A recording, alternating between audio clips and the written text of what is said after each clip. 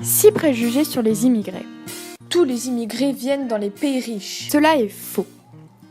En effet, selon la Banque mondiale, seulement 34% des personnes qui quittent leur pays en voie de développement migrent vers un pays développé, comme la France. Si on prend l'exemple de la Syrie, les personnes migrantes vont plus venir s'installer en Turquie, au Liban, en Égypte ou en Irak. Par exemple, la Turquie accueille 2,72 millions de migrants en 2015.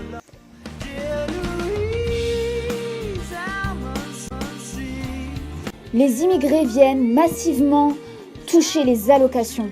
Faux! Une personne étrangère en situation irrégulière peut bénéficier d'une seule aide sociale, l'aide médicale de l'État, ou AME, une couverture maladie limitée sous conditions de faibles ressources.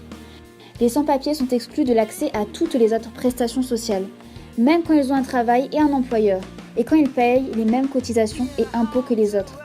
Il faut en fait un statut d'immigrant régulier pour toucher des aides sociales. Une personne étrangère en situation régulière n'a pas accès pour autant à toutes les prestations sociales. En effet, beaucoup d'aides sont soumises à une durée minimum de résidence en France. 5 ans pour le RSA, 10 ans pour le minimum vieillesse. Mais nombreuses sont les personnes étrangères ayant droit à des prestations sociales qui n'en font pas la demande par volonté de ne pas dépendre de l'aide publique ou encore par la complexité des démarches et le manque d'informations.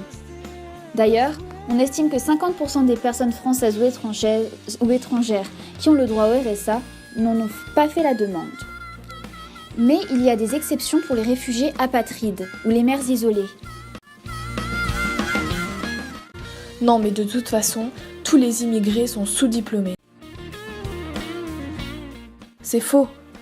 En effet, grâce à ce graphique provenant de l'INSEE qui montre le niveau d'études des immigrés en France en 2012, nous pouvons voir que 39% possédaient un diplôme supérieur, c'est-à-dire une licence ou un master.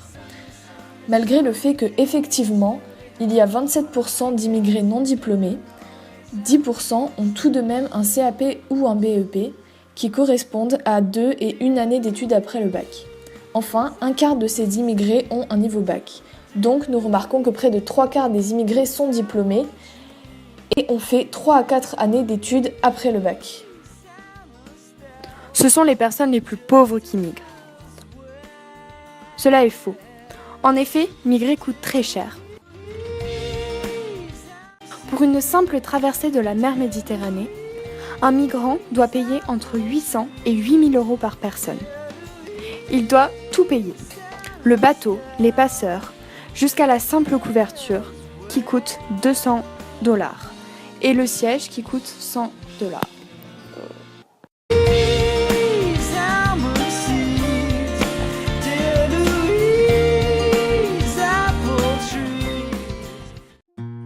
De toute façon, les immigrés, ils volent le travail des Français.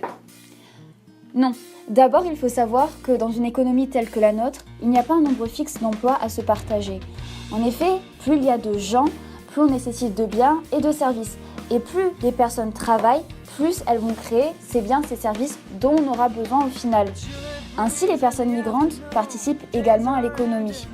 Elles consomment et créent donc une demande supplémentaire, paient des impôts et des cotisations sociales et contribuent à produire des biens et des services. Mais les personnes migrantes rencontrent de nombreux obstacles sur le marché du travail, notamment la difficulté de reconnaissance de certains diplômes, la barrière de la langue, la discrimination.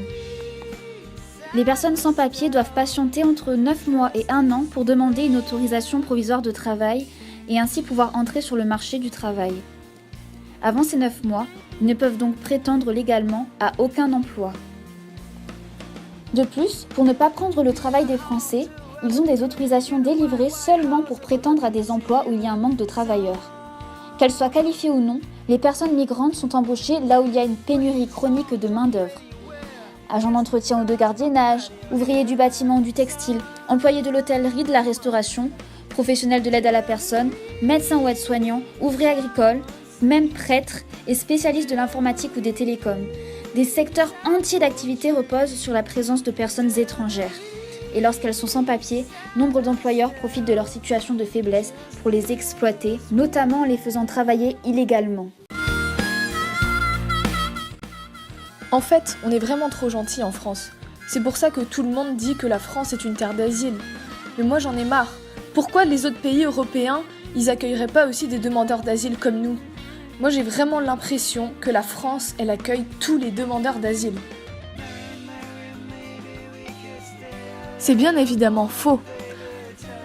En effet, nous pouvons voir qu'avec ce graphique, de nombreux pays accueillent des demandeurs d'asile comme l'Italie, l'Espagne, la Hongrie, mais c'est l'Allemagne qui en accueille le plus, puisqu'elle en accueille 475 000, c'est-à-dire presque 5 fois plus que la France.